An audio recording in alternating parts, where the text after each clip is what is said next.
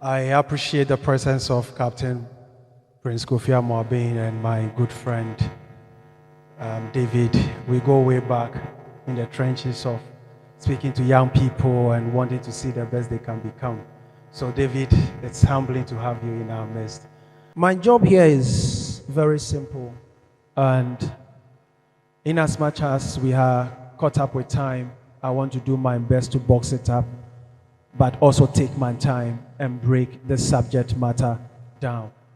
Stimulating innovation, elevation, and celebration through coaching. Then the question is, what is coaching?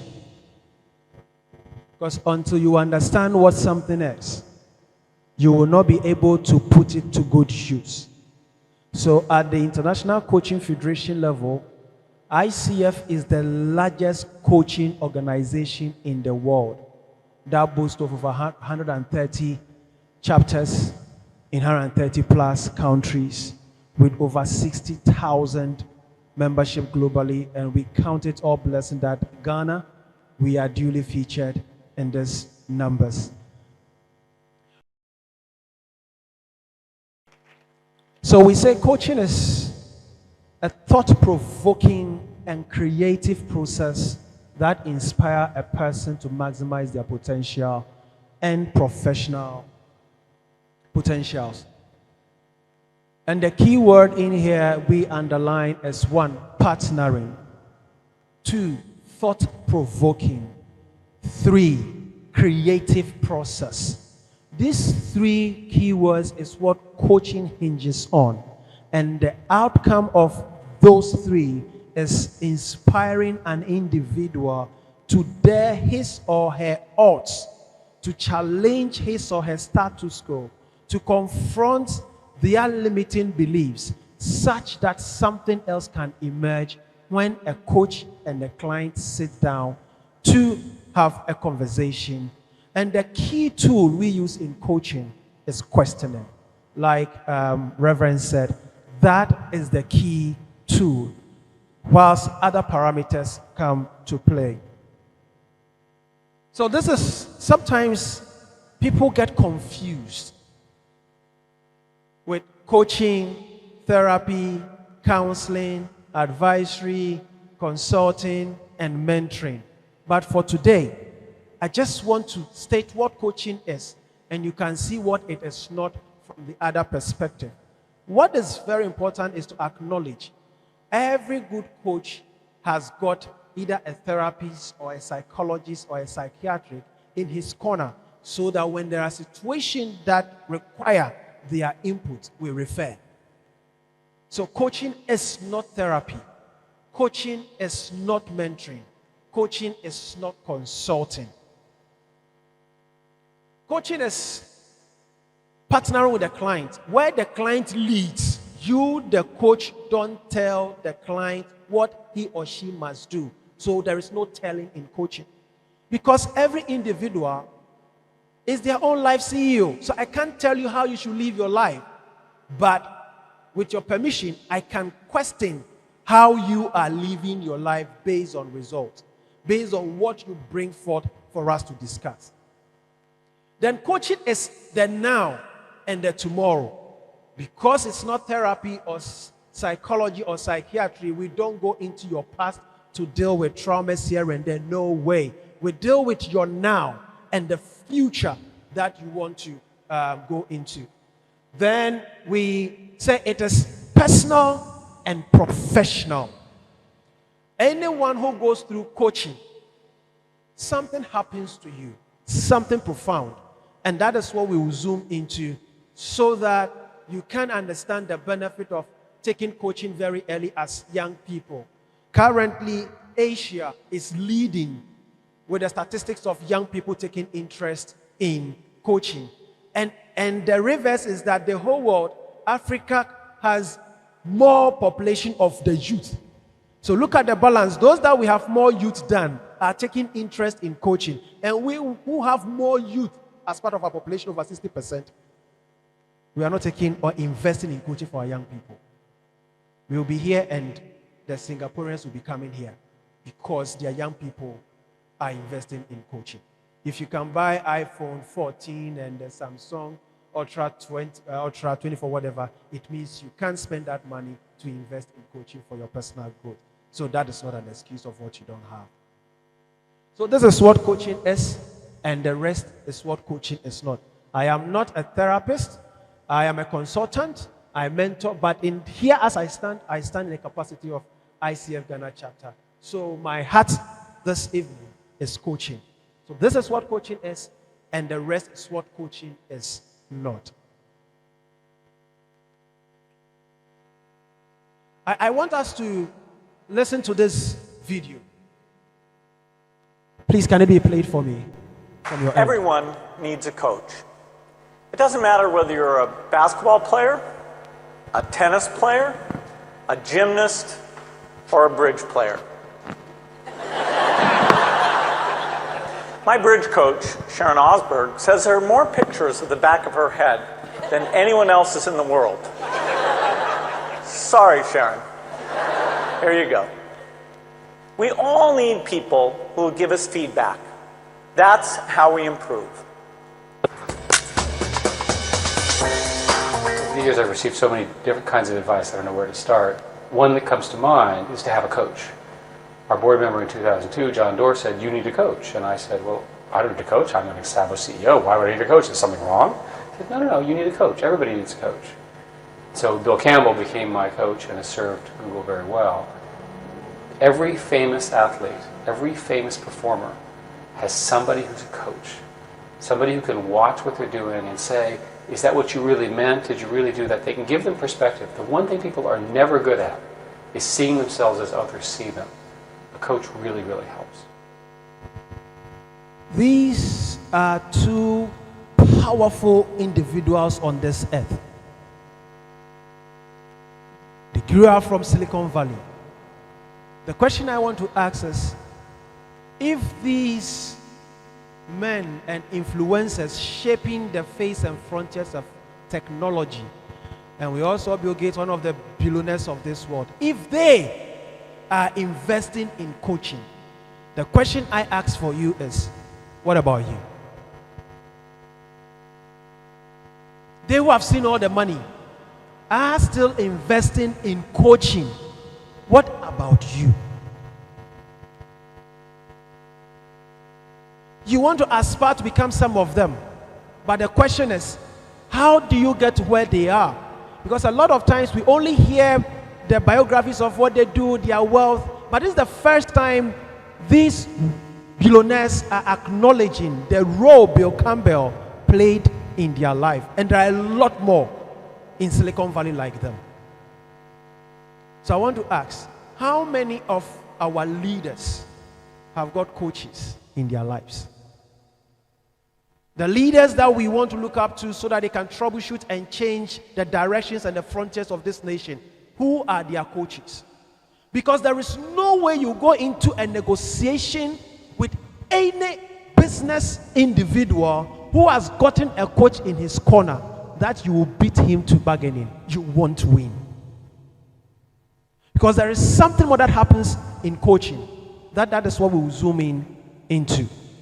So the question I want to ask you is, ponder, think about it. As young as you are, 18 years and above, if you aspire to become the great magnet in any faculty of your life, who is your coach? Who is your coach? Who is your coach? Everyone. This is Atul, one of the refined surgeons in the world. Let's hear what he also says about coaching. How do professionals get better at what they do? How do they get great? And there are two views about this. One is the traditional view. That is that you go to school, you study, you practice, you learn, you graduate, and then you go out into the world and you make your way on your own. That's how doctors learn. That's how lawyers do, scientists. Now the contrasting view comes out of sports. And they say you are never done. Everybody needs a coach. the greatest in the world needs a coach. So I tried to think about this as a surgeon. Pay someone to come into my operating room, observe me, and critique me. Please it seems pause. absurd. Please pause. Expertise means not needing to be coached. Please pause for me. This is a renowned surgeon. And he is also re-emphasizing and reiterating that everybody needs a coach.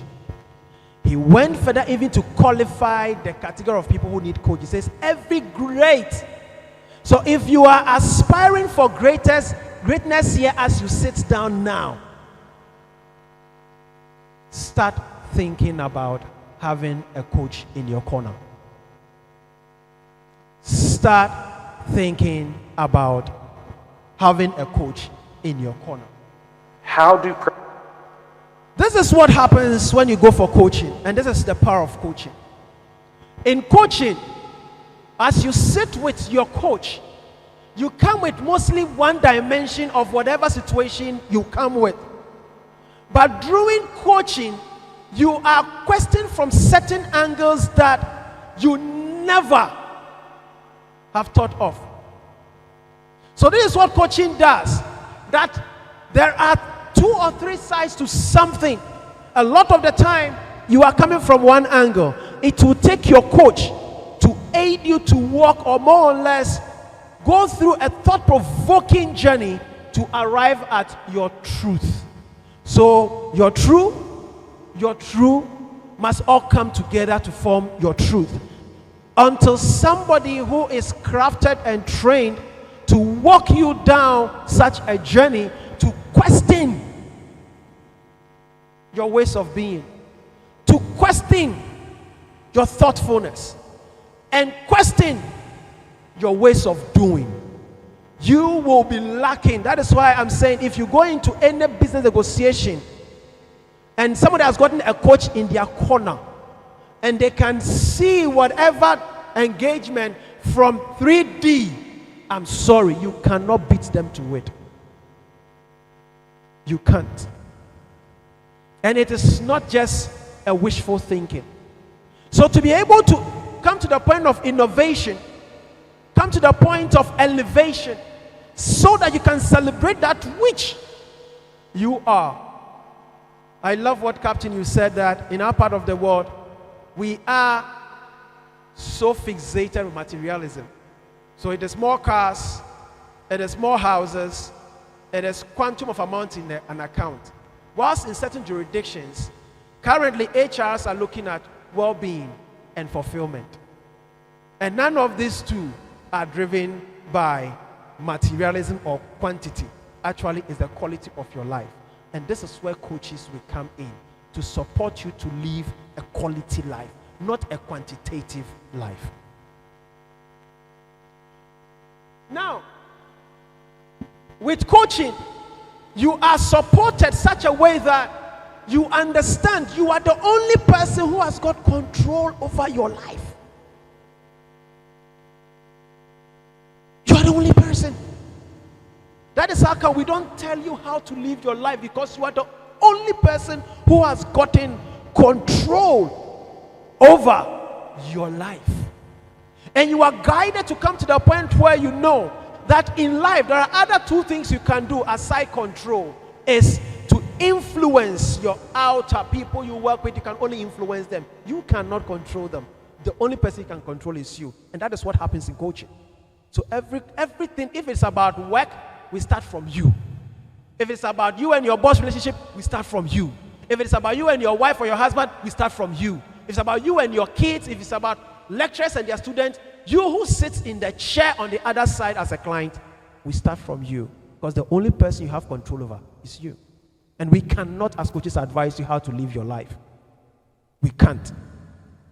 Then how to be able to adduce the capabilities to be concerned. Today there's something called ecological coaching about the universe. Because you are not an island. A lot of us think of getting more, but we forget how we give back to the system, give back to the environment, give back to this universe.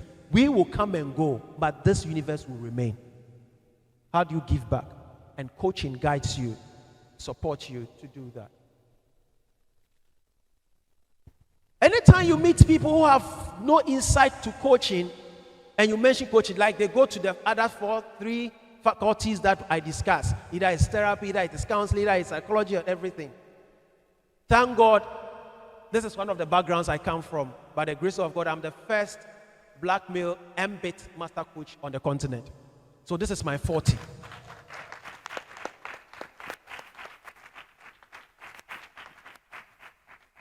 So in coaching, we want to announce to you that you have more than one brain. So that is how come we don't coach only your thought and your thinking processes. We actually also coach your heart brain. We call it the cardiac brain. Your cardiac brain, which is the headquarters of your emotional intelligence. In coaching, we deal also with your creativity, your thought-provoking processes. Then also, we deal with your gut. A lot of us don't know, but I'm humble to submit to you. Your actual first brain is your gut, not even your head. Your first brain is your gut. I had a session this morning with a client, another coach, and it was a beautiful session. She said, Coach, I can now feel from my gut that I'm surging forward. And it is physiological and neurological that your ability to mobilize, your ability for action, and your intuition actually sits in your gut. So we call something neuro-linguistic programming. She actually spoke what was happening in her body neurologically, that I feel in my gut that I am surging forward. So those of you who eat a lot of junk, I don't know what you are doing to your gut brain. I don't know. So in coaching, because of something we call presence, because of trust, because of compassion, because of empathy, because of a certain way of listening. I also have a background in healing of memory, so we call it heart listening. We are able to guide you towards what we call adaptive intelligence. In common word, wisdom. This is what coaching does. This is what coaching does to you. So, when I said that this is our last born, in all your brains, your cephalic brain is the last born. Your head brain is the last born. That is how come the prefrontal cortex, when you touch your forehead, the brain or the flesh behind your forehead, the skull, the prefrontal cortex, it actually matures between age 24 and 25. 24, 25, before it matures. That is your executive function of your whole body, the prefrontal cortex, where your creativity begins from. In coaching, when questions hit you, your brain begins to expand its worldview and begin to go to spaces you have not thought of. So coaching is not just as people thought, oh, it's like this or it's like that. No. Coaching has a direct impact on your thought patterns. Your thought pattern. When coaching is occurring between a coach and a client, this is what happens to your cephalic brain, which is your head brain. When they scan, when people go into meditation and everything is synchronized, when you are incongruent, this is what happens. So look at the same regions of your brains. When you are radiating the gamma rays, actually your head radiates about five waves. But for now, I'm talking about the gamma. So you cannot go into coaching, because if you want to be a creative, innovative person, no wonder Bill Gates and their kind are investing into coaching, because their powerhouse is in creativity. And that is why they are investing into coaching. What about you? What about you? The second brain that we call the cardiac brain, it is one of the most powerful parts of your body, that your heart can radiate electromagnetic fields from here to where Career Coach Woyome is sitting. That is how come when you are in congruency from your head, your heart, and your gut, there's something called quantum entanglement. That is how come I can sit behind a screen through Zoom, and when I coach you, something else emerges, because this is how far your body can travel. So I can walk into a room and sense the room through this electromagnetic fields. And when you receive coaching, you expand and you grow your electromagnetic field of the heart. And your values, your purposes, that is its headquarters. Your values, your purposes, your principles, they don't sit in your head, they sit in your heart. That is where they sit. So when a coach is showing compassion towards you during a session, it radiates. When your heart opens up, you expand your values in life. You will shift from materialism to making meaningful life and touching lives, influencing people differently. So when you are in coaching session and there is congruency, this is what happens. This is how your heart pulsates. And when your heart is in this shape, creativity emerges. When you are in this chaos, you are working, you are stressed and everything. This is what happens to your heart. No wonder when you are stressed and depressed, you are a lot of the time angry. Because of this. Then the first brain, the gut brain. The gut brain. When I went to MBIT school, it fascinated me. Because here in our world, all that we know about brain is your head. True or false? Oh, true or false? Who knew? If you knew otherwise, raise up your hand. For me, I only knew there was only one brain, which is my head. Finish. If I'm coaching you, there is a point I can ask you, put your hand onto your belly and rub it slowly. Those who have kids, have you observed when you rub your palm on your child, how comfortable they feel? Check it out. Because it is a brain, it has memory. If you have observed, if you come across food that your gut detests, it can fill your mouth with so much saliva or dry it that you don't want to go close to that food.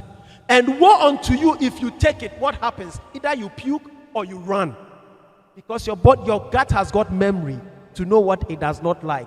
But I'm going to junk, no? I see it was school. Near the junk, the more you don't eat fast, drink water and stuff, you are destabilizing your gut brain. I won't go deep into this. So coaching affects all this of you. And the quantum where we say intuition, when we say your gut intuition, it is the part of you that goes deeper into the future or go back deeper into the past. How many of you have had a dream and forgot about it? But it takes place and you pause and go like, I've seen this before. I've seen this before. It is that your quantum ability that went into the future. But when you don't treat yourself well, how can you even remember? There is something called afferent and efferent. There is more communication from your feet to this, what we think is the magnificent of all. Yes, it's powerful. To this, your brain, than from this, your cephalic to the rest of your body. So your body communicates almost 80% to your head brain than the head brain to the body. Don't joke with your gut. Don't. And in coaching, when you are so present and you are in that space of congruency, all this of you manifest because you are a whole being. There is something else called the autonomic nervous system. Autonomic nervous system. From this your cephalic brain, around this part downwards, your brain stem, there is something in there called the vagal nerve. It is the 10th of the cranial nerve. All the cranial nerves are in your spine. It is the only one that is not in the spine, rather in front of the spine, the bone. In coaching, you are shifted into the parasympathetic. In the parasympathetic, you are your most peaceful self. That is where you can feel you. That is where you can connect to your deepermost you. So it is in quote. That is when you are asked the question, and presence, trust, compassion, feeling of life emerges. Something comes out of. We call it invoke. That you evoke something. So coaching is not just a matter of we've sat and we are talking. Something happens to your physiology. Something happens to your neurology. Something happens to your entire being. So, how many of us know that there's something called intergenerational or generational trauma? How many of us know that? Either intergenerational or generational trauma. How many of us know that? It means that in your family, your forefather, maybe by 4 generations, had issues with anger. You didn't choose it, but it traveled along with your genes, especially your phenotype.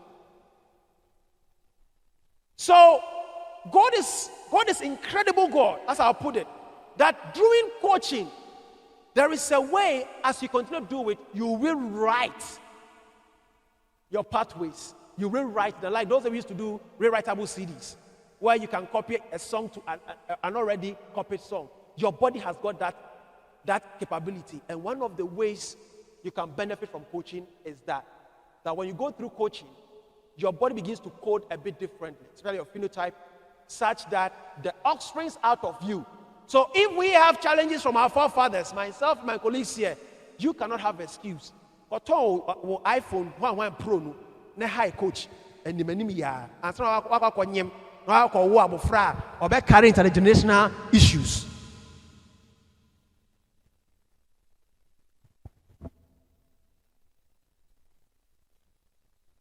These are how emotions sit in your body. This is a research done in Sweden.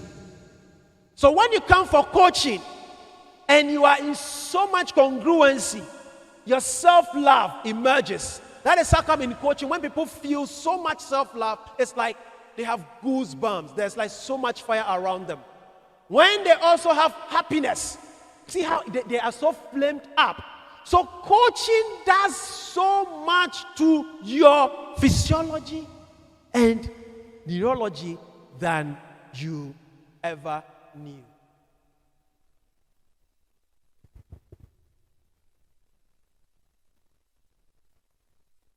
Until we get to this point, for the benefit of coaching. In your boardroom, my question is, Captain, your colleagues in their boardroom, when they are going for strategic session, who is that coach in the team?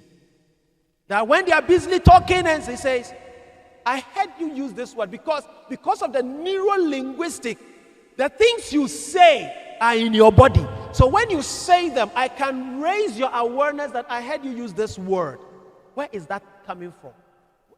If it's a word that came from your heart, because when your heart speaks, it has its own language. When your cephalic brain also speaks, it has its own language. If your gut speaks, it has its own language. So it takes a coach to listen and say, this that you just, where is it coming from? For all you know, it's an assumption. For all you know, it is your limiting beliefs. For all you know. And currently, research is being done that most CEOs make the best of decisions intuitively than cognitively. So if you go to coaching sessions and you are expanding these faculties of you, when you go into meetings, when you go into sessions, you become a better version. I want to take only 2 questions. Then I take my seat. 2 questions. Then I take my seat.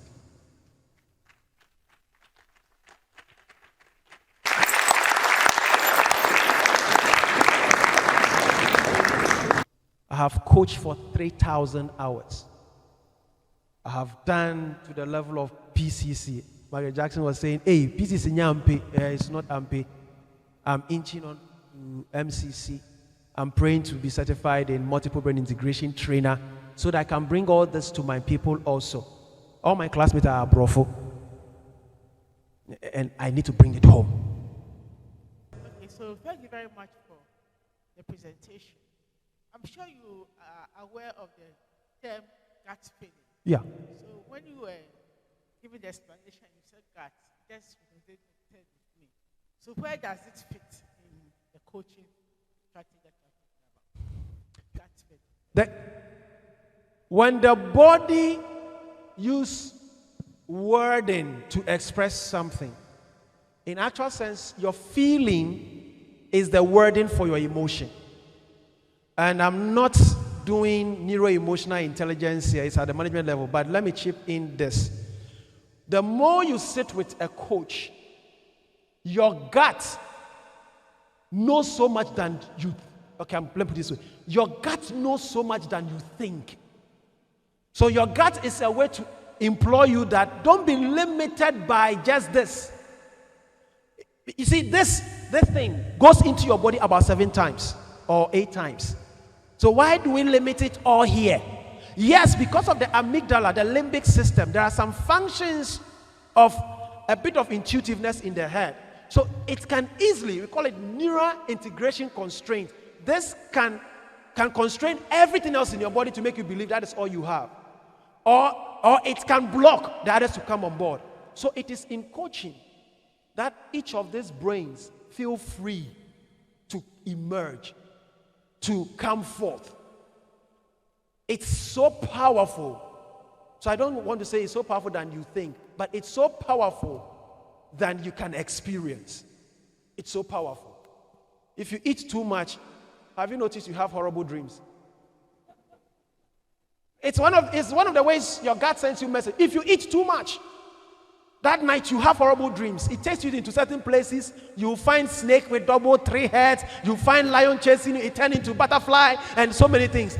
Because you overfed the gut. That is one way it demonstrates to you, I don't even like this food you gave me. So your gut is fundamental in coaching. Captain. Now that captain is going to ask a question. Then in Sonasa.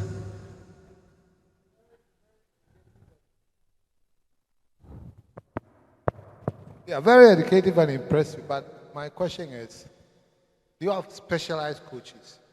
Because coaches can be for just everybody.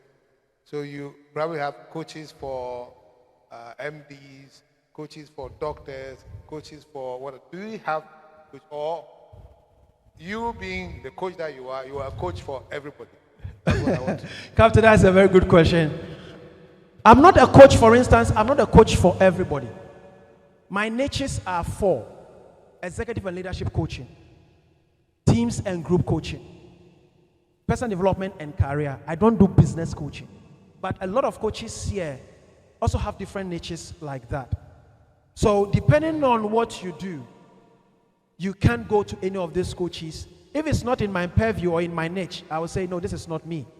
Please go to Margaret Jackson. That is her field. But ideally, as a life coach, because no matter what your life is, a coach can sit you down. It is then that maybe I can say, no, from where you are coming from, Captain, can I suggest somebody else to you? There is what we call somatic coaches. There's ecological coaches. So we all come in different niches. We come in different niches. I am Scoffrey. Ask. You are the only lady. There's a lady, so please ask. Two, please ask. So you ask. Yeah, ask. All right, thank you so much, Coach Yobua. I'm so excited listening to you. I'm bored. And so you mentioned that it appears these days a lot of the boardroom decisions is coming from the gut. I'm wondering how we situate it within policy. Not in our part of the world. Because I resonate with that, and I'm wondering how it's going to sit with theory and how boardroom decisions are supposed to resonate with everyone, when most of the time the narrative has been with the only one that has always been the brain, other than the heart, the gut. So how do we situate that? And again, one question. Being in can I? One. The only one. Let me Finding answer that ourselves one. in the university and the butterfly feelings and the issue of relationship. How do we get it to work better? How would you advise with how we use those butterfly feelings and reason I can't advise you. and choose the right partner? I will Thank never you. venture in advising you. But, madam, please, from this chair, except Prof, and except that my chair, everybody else on that line is a coach. You see, it is one thing to want something, and another thing to want to invest because it has value. You can't wish value. You must what? Invest in value. I'm Scoffrey Nanaya Oyeboa, ICF Ghana Chapter President. God bless us all.